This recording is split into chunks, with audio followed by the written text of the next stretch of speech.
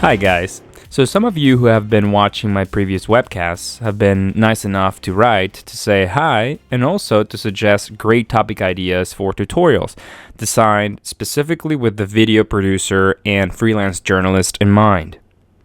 And one of the questions that often comes up is, how do I negotiate for bigger and better budgets when talking to a network editor or producer? So that's what we're going to talk about today. Now, if you haven't watched my previous webcasts, you should know that my primary focus is on the production of short-form content made exclusively for the web. These are pieces that can be produced by a one-person crew, and they're usually anywhere from 60 seconds to 5 minutes. So first thing we have to understand is that most networks have set budgets for their online efforts, and they typically manage their budgets within a range. So here are a few examples based on my experience working with all of these networks. And again, these are prices based on pieces that range anywhere from 60 seconds to 5 minutes. Now, it's important to understand that when it comes to short-form content, all networks, whether traditional like CNN or more social media driven like Now This, are constantly and massively producing, which means that they have to, for the most part, keep their budgets consistent. So whether producing a piece in Miami or producing a piece in Japan, the network will try to allocate the same budget per piece. And they do this by paying you, the producer, a flat fee. So hourly or daily rates, for most of them, are out of the question. So how do we negotiate for bigger budgets if all of these networks offer flat, consistent fees? Well, again, keep in mind that they work within budget ranges.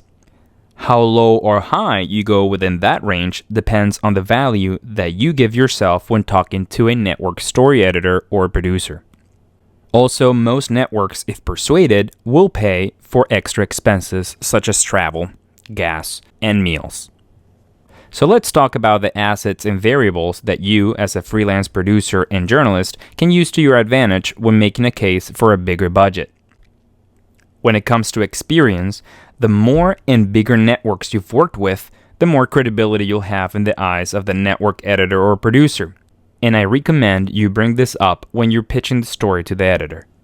So you should list some of the biggest networks you've worked with. So say you mention you've worked for National Geographic. Then Discovery Digital, for example, will know that you're a valuable producer. Not everyone gets to work for NatGeo. Now, if you haven't worked for a heavyweight network yet, you have to show the editor that you're worth top dollar some other way. And that's where the quality of your portfolio comes in. Maybe you haven't produced 100 pieces, but you've produced 10 high-quality pieces in different parts of the world. That shows you're versatile and that you can handle yourself anywhere. That adds value. You're an international producer, so definitely mention that when talking about the budget. While your experience and the quality of your work are subjective values, meaning up to the editor to decide how much it's worth, the context within which you'll be operating is objective, and it's crucial for you to bring it up when discussing budgets. So, are you working in a conflict zone? Are there inherent risks such as theft or kidnapping? Is traveling necessary for the story, or are interpreters or fixers needed? For example, it was not the same for me to produce a piece on paddleboarding in Miami Beach than to produce one on illegal beer smuggling in Venezuela. Even though both pieces were for the same network, in this case Discovery Digital Networks, I got paid more for the second one because conditions were tougher. And finally, the equipment that you use. This is very straightforward, meaning that the newer or more updated equipment that you have at hand, the more production value you add to the piece, and hence you'll be in a better position to ask for a higher budget. So the more gadgets you use in the story, the higher the editor will go on their budget. But be careful to justify it. Don't say that you'll use drones and GoPros and underwater equipment if that's not really necessary. So to summarize, Keep in mind that amounting experience over time plus high quality of your work and portfolio gives you credibility in the eyes of the network. Also, the context and difficulty of the shoot can potentially boost the budget. And lastly, newer or updated equipment gives you tangible value. It all amounts to more money per piece. So here's a quick tip. If the relationship already exists with the network, meaning this is the second, third, fourth, or beyond time you're working with them, it's okay to bring up your value and request an increment in your following work.